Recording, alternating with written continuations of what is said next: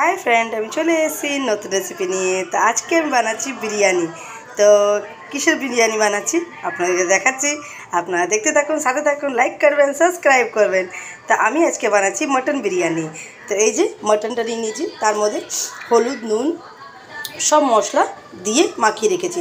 তো আমি এই মশলাটা মাখাটা আপনাদেরকে দেখাইনি এর জন্যে কি এটাকে 3 ঘন্টা রাখতে হবে, তাই জন্যে আমি দেখাইনি। তো আপনাদেরকে বলে দিচ্ছি কি কি মশলা দিয়েছি। তো চলুন আমি দেখিয়ে দিই আপনাদেরকে কি কি মশলা দিয়েছি এর মধ্যে, আর আপনারা দেখতে থাকুন, সাথে থাকুন। তো এই যে গোটা গরম মশলা, জিরে গুঁড়ো, ধনে গুঁড়ো, হলুদ গুঁড়ো, গুঁড়ো গরম মশলা,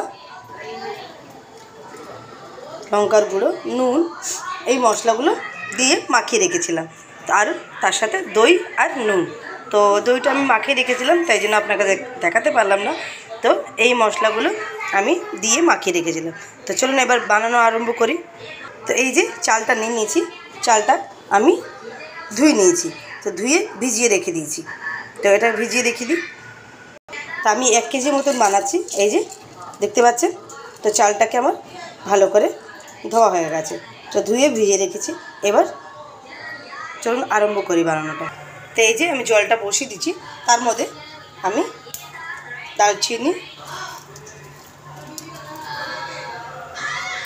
গোটা গরম মশলা, 2টো এলাচ, গোলমরিচ,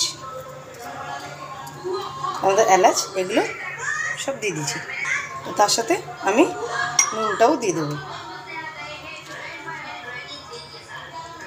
2 চামচের মতো নুন দিয়ে দিয়েছি। এবার এর জলটা ফুটে যাবে। তো এই যে কড়াটা বসিয়ে দিচ্ছি, তার মধ্যে তেল দেবো। তো এই যে তেলটা দিয়ে দিলাম। তো তেলটা একটু গরম হয়ে যাক।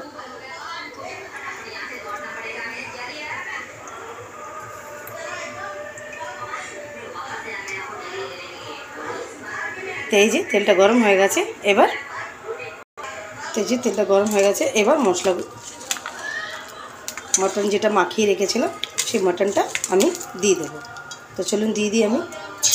এই যে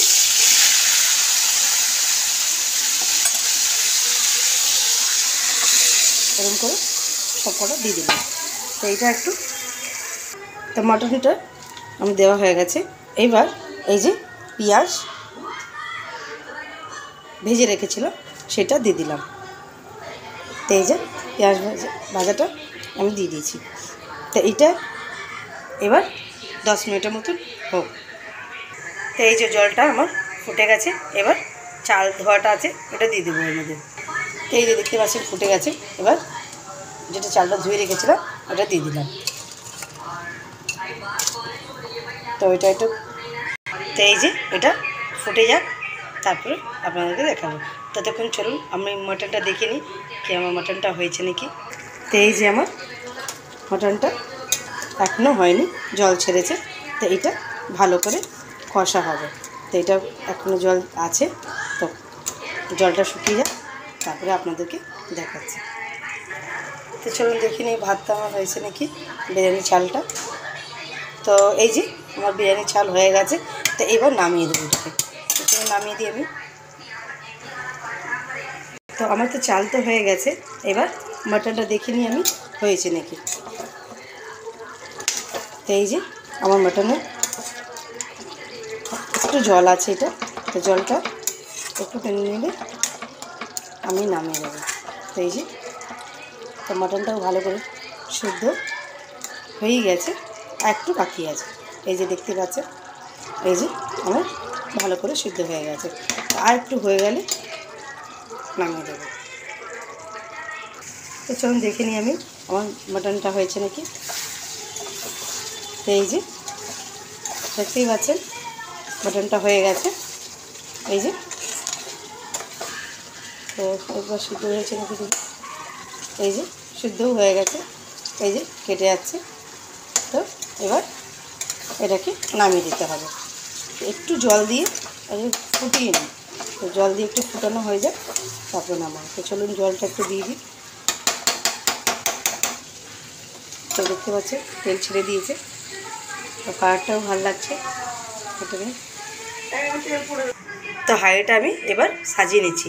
তো এই যে ঘি দিচ্ছি, তো এই যে চালটা এবার হাঁড়িটার মধ্যে দিয়ে দিচ্ছি। তো উপর দিয়ে চালটা দিয়ে দিই। তো এইবার পেঁয়াজটা দিয়ে দিচ্ছি। তো এবার পেঁয়াজটা দেওয়া হয়ে গেছে, এবার কেশরটা দিচ্ছি। এই যে দুধের সাথে মিশিয়ে রেখেছিলাম, তো এটা দিচ্ছি। তো এবার কেশরটা দেওয়া হয়ে গেছে, এবার বিরিয়ানি মশলাটা দিচ্ছি। তো এই যে এর উপর ছড়িয়ে দেবেন আপনারা। এই যে তো এইবারে গরম মশলা দেব। তো চিকেন বিরিয়ানি মশলা দেওয়া হয়ে গেছে, এবার গরম মশলা দিয়ে দিলাম। তো এবার ঘিটা দিলাম। হুম,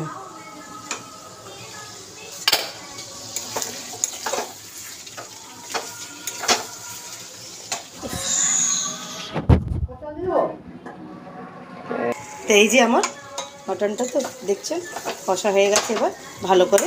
তো এবার জলটা দেব, এই যে দেখতে পাচ্ছেন। তো এবার কষা হয়ে গেছে, এবার জলটা দিয়ে দেবো। তো বেশি জল দেবো না, কারণ পেঁয়াজের জল অনেক বেরিয়েছিল, তাই জন্যে 1 কাপের মতন জলটা দিয়েছি। তো এবার এটা ফুটে গেলেই নামিয়ে দেবো। তার এই যে আমার মটনটা হয়ে গেছে। তো এবার চলুন খাওয়ার সময় দেখা হবে। তো টাটা, বাই বাই।